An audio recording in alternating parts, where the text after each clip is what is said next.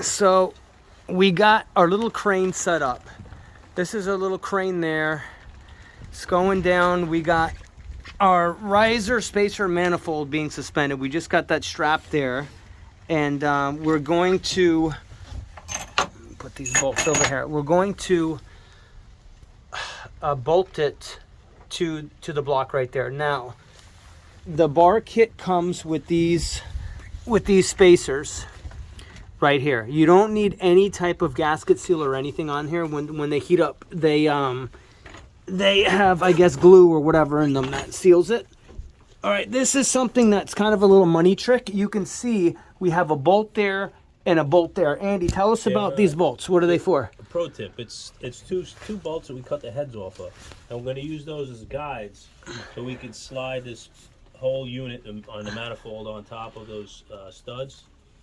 And then we could put a regular stud with a head on it and catch it and snug it up a little bit, and then we could take those studs out one at a time and replace them with regular bolts, and it's just going to line up perfect. And one thing is, before we put this gasket on, we scraped the block here. We just hit it with a what do we hit it with? A hand razor scraper. Yeah, razor scraper. So we got that. So you can see we got the gasket kind of suspended in position. And now we are going to lower this block down, and I'm not going to be able to do it. Can you get that hose out of the way? Hold on, let me grab it. Just got to get out of there. That don't belong right there. Oh, okay. Let me get it in. All right. So I'm going to have to shut the video off, guys, because we unfortunately don't have a third person. But all we're going to do is we're going to lower this thing down. We're going to slide it. So these are the bolts. There's 1, 2, 3, 4 bolt holes. Andy's got the outboard bolts in there. You can see that's that bolt right there and that one. We're going to slide it on. Those are just guide bolts, and what that's allowing it to hold that gasket in place. Then we're going to screw the 2 center bolts in here, remove those ones, and then put the new ones in. Is that basically it, Eddie? Well, more importantly, those studs without heads are going to guide this whole unit flush where it's got to go. Those are in actual stud holes here. So once we line this up and slide it on those slides, we'll put 2 bolts in there to snug it up, and we'll take those outer guide studs out and put studs with heads in, and it'll just line up. And the huge thing that I don't want people to miss, the fact that we have that gasket in there, because remember, that gasket's being held with those bolts.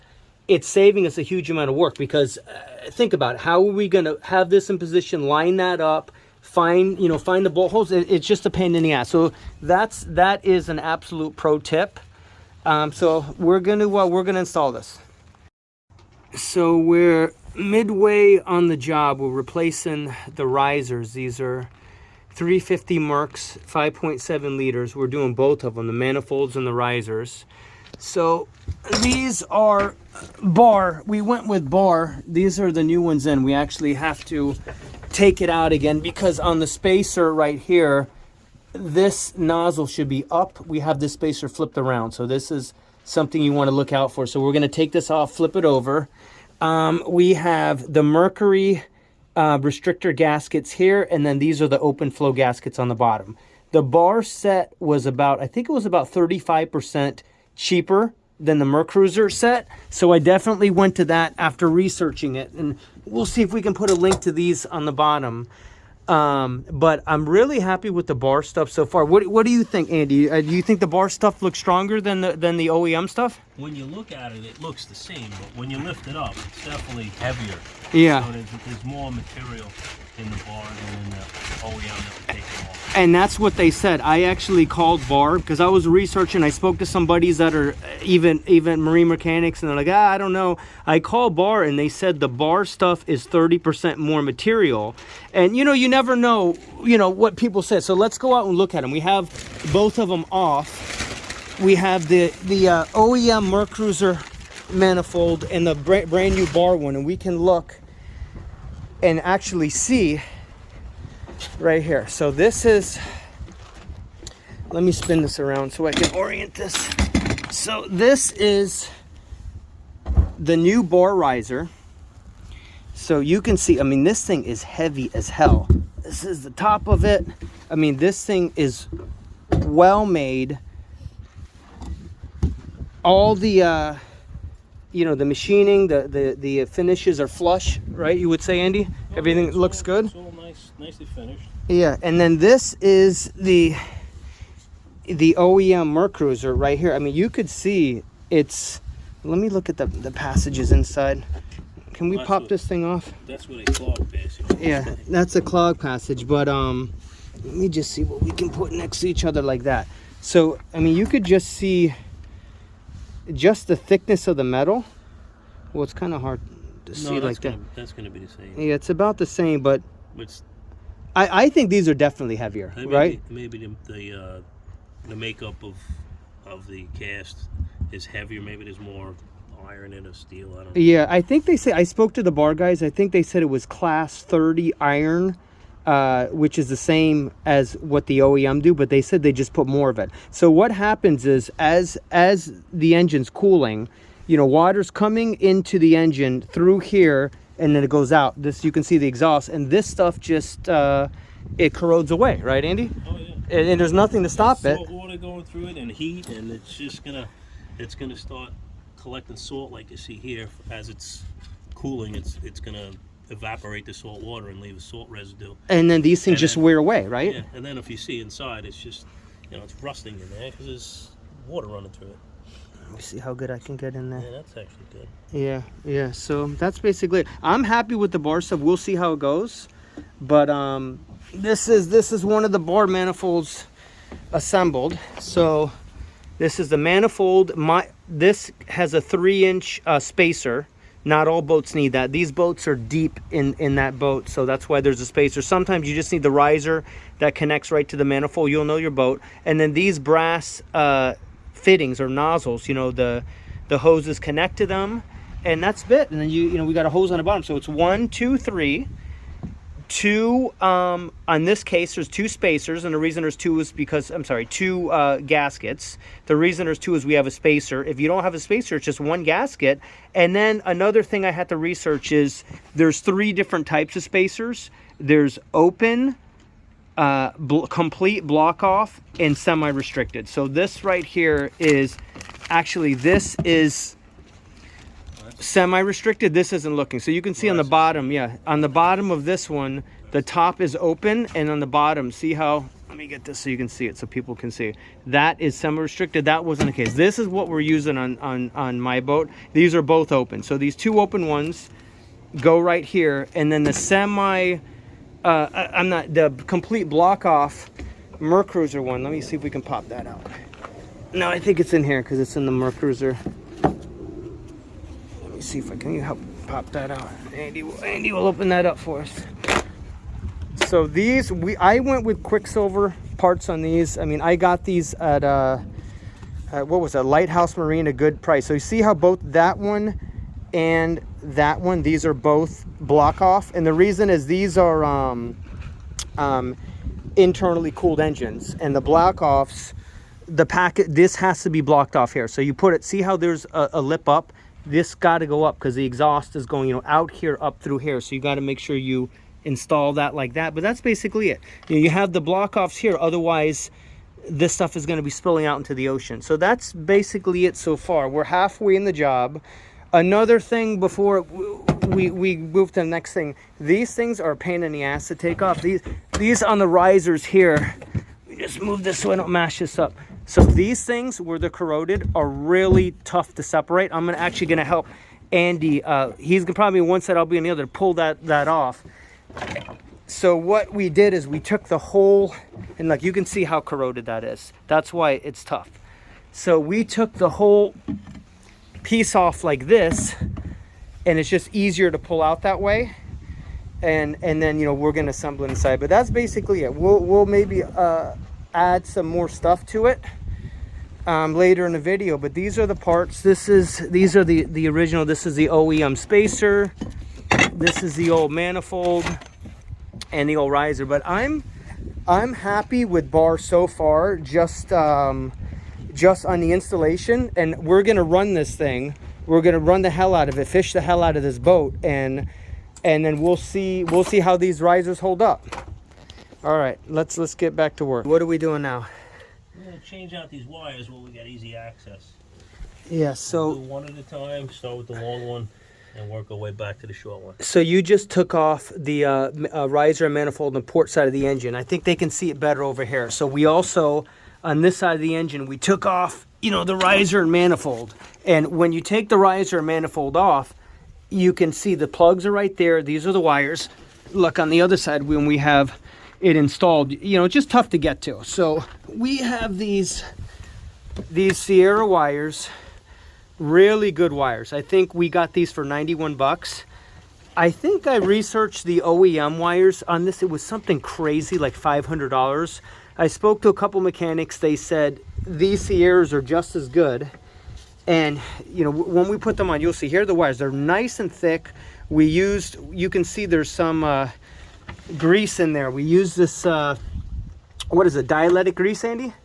Yeah. And what does that do? That just keeps a good connection? Keeps the moisture out. Keeps the moisture out, yeah. So this is the long wire? That's the long one. Yep, so you can see, I'm just going to show them really quick, Andy. That's a Mercruiser. That's an OEM. That's an OEM wire? Yeah. Yeah, so look. Mercruiser right on it. This thing, this SeaRay wire, I'm fueling them both. I would say it's probably 25% more insulation on that wire. It's hard to see. I mean, it obviously. Yeah, I'm not doing justice, but I mean, I'm telling you that these SeaRay wires are heavier. So one thing to do with the wires, so you don't get them mixed up, we laid them out. We laid them out by length. Oh, here's, by the way, this is the dielectric grease right here. So we put this grease. Let me get this into focus. There we go, dielectric grease. We just put a dab of this grease in here. I'm going to put more of it in here, and that just keeps the corrosion out. So the way to do it is one at a time. So he just gave me the longest one. So I have the longest wire here, and then he's going to put it in there so we don't mess up the firing order, right? Because that's a disaster, right, Andy? Yeah. All right. You know it. Yeah, let me shut.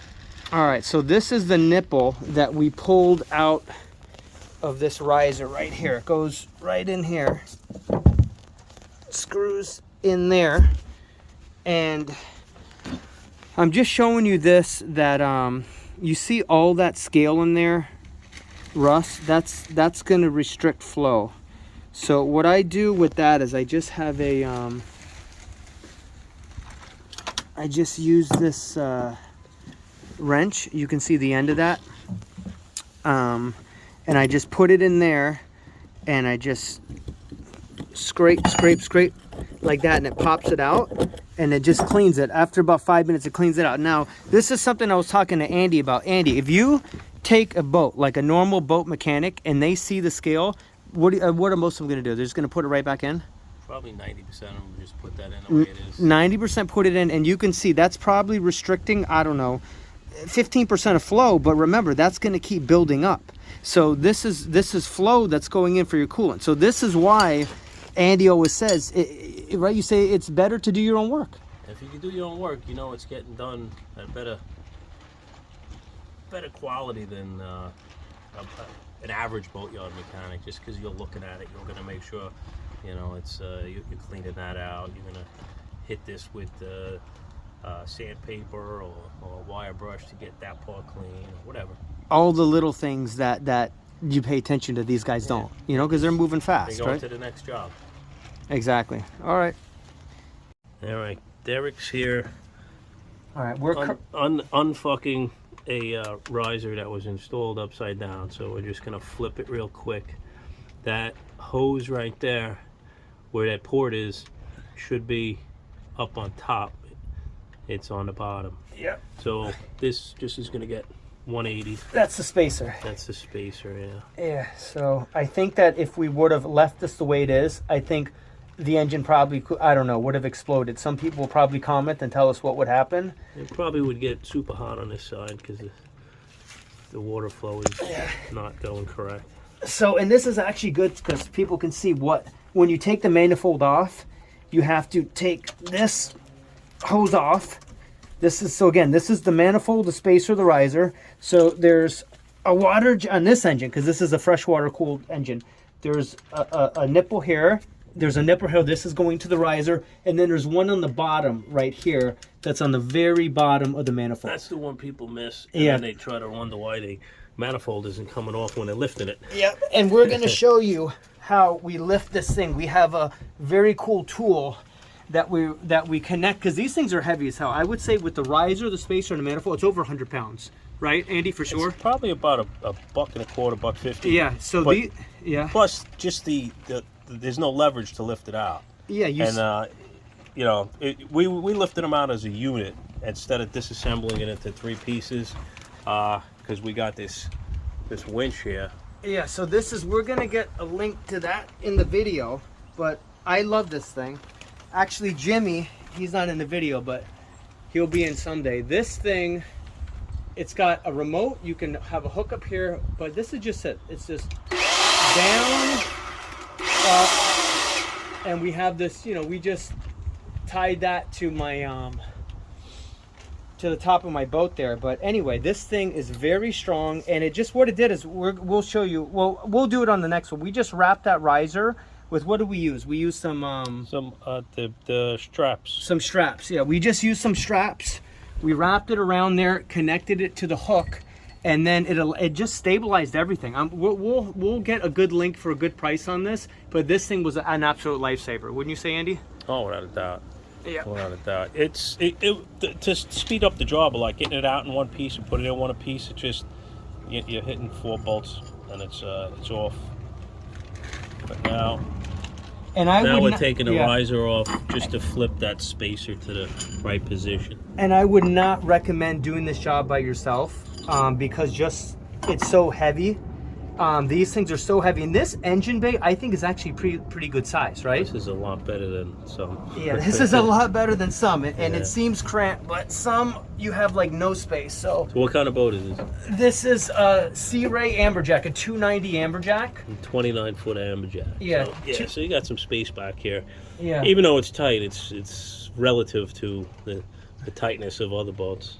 Yeah, and let me tell you, you get a workout up here. You're upside down, you're holding yourself in this position. You feel it in your shoulders, and it keeps you in shape. Skip the gym today. Yeah, absolutely, no doubt. All right, we're ready to flip. Yeah. So. All right. Oh. Well, hang on. Maybe we should just stop the video for this. I think we can't show. All right. Reassembling. You're taking the long route, Derek. Here. Huh.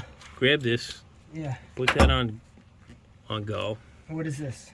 That's a subcompact. Oh, this is the Makita. Okay. Yeah. Impact.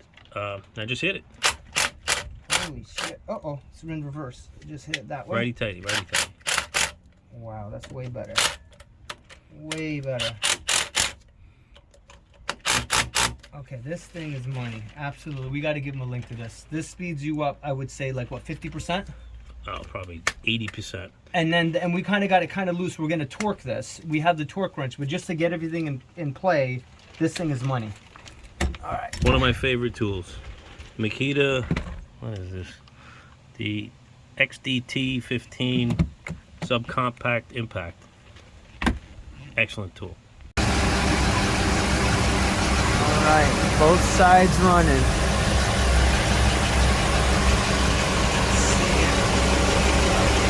Looks like we got a little leak right there. Water's coming out. I'm going to have to tighten that. That's the discharge on the exhaust. See a little leak there. I think that's the only leak I'm seeing. See little bubbly stuff. You can see a little bit there.